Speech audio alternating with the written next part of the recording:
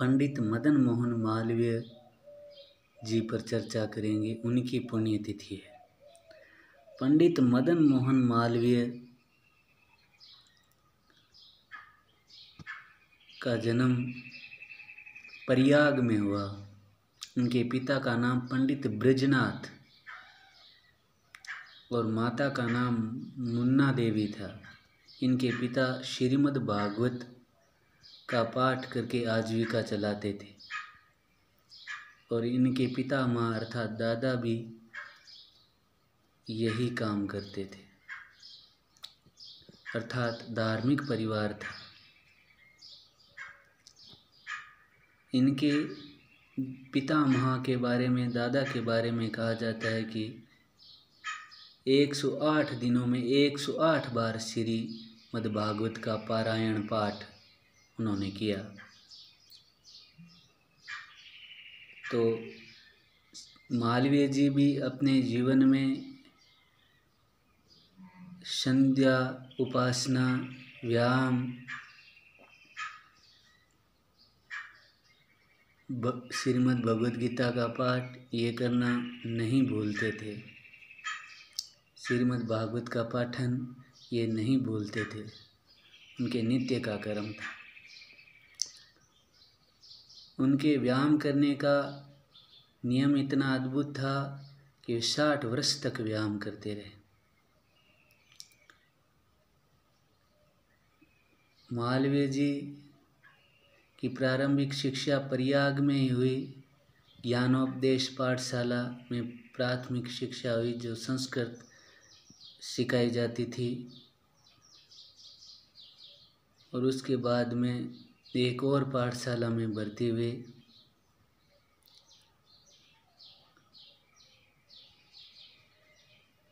और फिर इलाहाबाद विश्वविद्यालय, जो उस समय सेंट्रल म्योर कॉलेज कहलाता था, वहाँ से इन्होंने मैट्रिक की परीक्षा पास की। और फिर 1881 में इन्होंने बीए किया कलकत्ता विश्वविद्यालय से।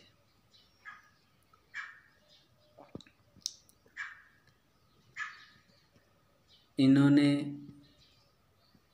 इनकी स्वतंत्रता संग्राम में अद्भुत भागीदारी थी।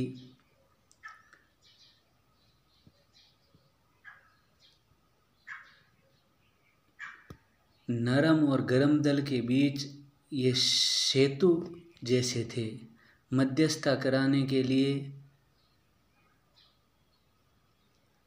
श्रीमती एनी बेसेंट के शब्दों में कांग्रेस की एकता को बनाए रखने के लिए मालवीय जी भारत की एकता की प्रतिमूर्ति है। स्वतंत्रता संग्राम में इन्होंने रोलेट एक्ट के विरोध में लंबा भाषण इनका रहा। अन्य विषयों पर भी इनके व्याख्यान रहे।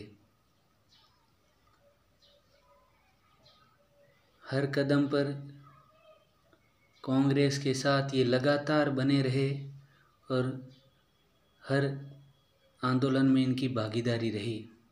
ये जेल भी गए।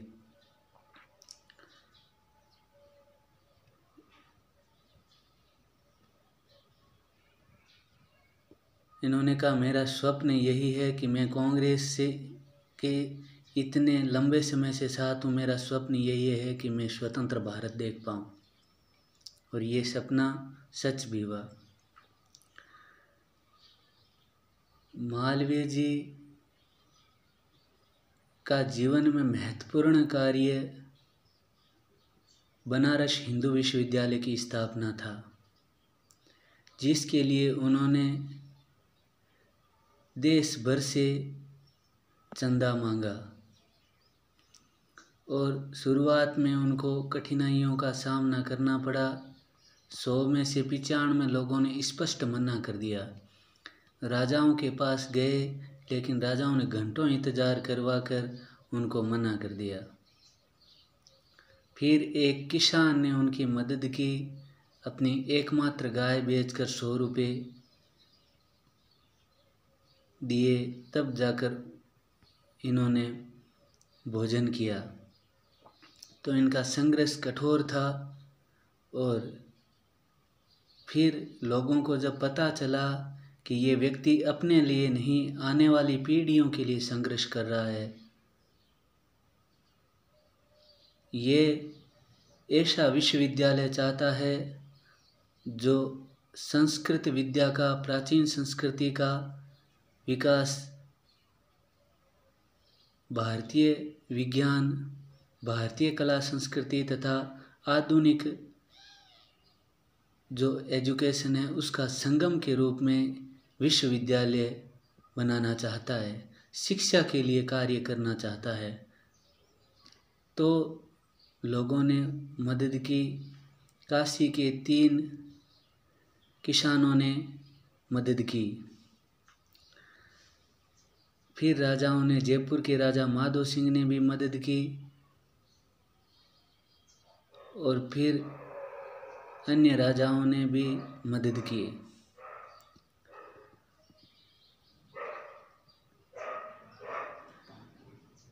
हैदराबाद के निजाम ने भी मदद की। वो चप्पल वाला किस्सा प्रसिद्ध है। उन्होंने चप्पल फेंक दी कि मैं कोई मदद नहीं करूँगा, फिर वही चप्पल लेकर नीलामी के लिए चले गए।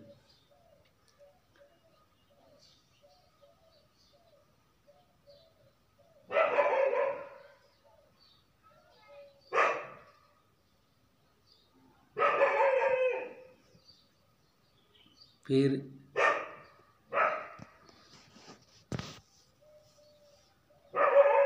इन्होंने अछूतों के लिए भी महत्वपूर्ण कार्य किए। भंगियों को भी उन्होंने ज्ञानोपदेश दिए और अपने सहधर्मियों का विरोध सहा। वे सत्य, धर्म और न्याय की प्रतिमूर्ति थे। इनके मन में सर्वाधिक करुणा थी।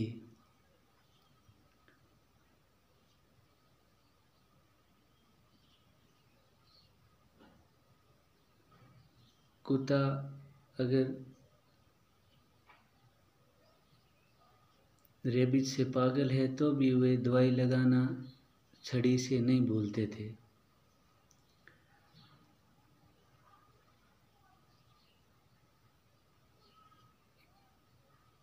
भारत सरकार ने इनको मृत्योपरांत भारत रत्न दिया। इन्होंने बनारस हिंदू विश्वविद्यालय की स्थापना की, जो आज वट वृक्ष के रूप में फल फूल रहा है।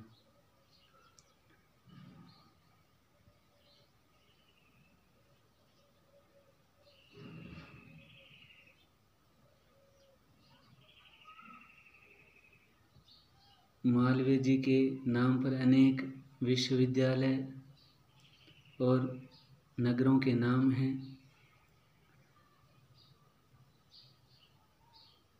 मालवीय जी की हिंदी, संस्कृत और अंग्रेजी में इतनी अद्भुत पकड़ थी कि उन्होंने अपने कांग्रेस की दूसरे अध्यक्ष भाषण में सबको मंत्रमुग्ध कर दिया।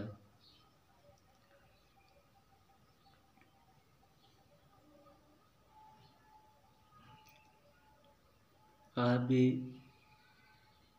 मदन मोहन मालवीय के बारे में सर्च करें कि अंतिम और पहले ऐसे व्यक्ति हैं जिनके नाम के आगे महामना शब्द का प्रयोग किया जाता है।